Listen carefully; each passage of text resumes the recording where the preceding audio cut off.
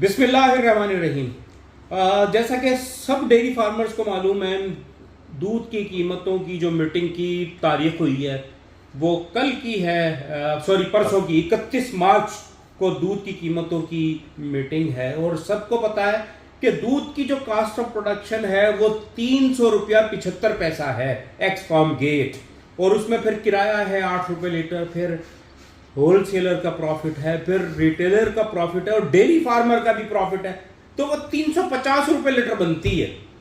तो इंशाल्लाह ताला कल की मीटिंग में मुबशिर को दिखाएं, जरा मुबशिर शिरकत करेंगे और ले आए।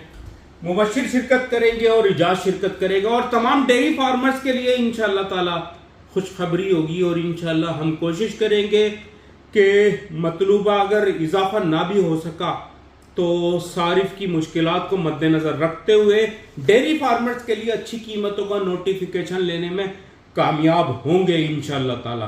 बस आप लोगों से दरख्वास्त है कि दुआ गो रहें DCFA पाकिस्तान के लिए, आपके लीडर्स के लिए, जिन्होंने मुबशिर, एजाज, शाहिद भाई जैसे लीडर्स आपको दिए हैं। इन लीडर्स की हौसला अफजाई के लिए आपका हक बनता है, आपका फर्ज बनता है कि आप इनकी वीडियोस को लाइक करें, रिपोस्ट करें, कमेंट करें, और कहीं गलती करते हैं तो तनकीद करें इनके ऊपर।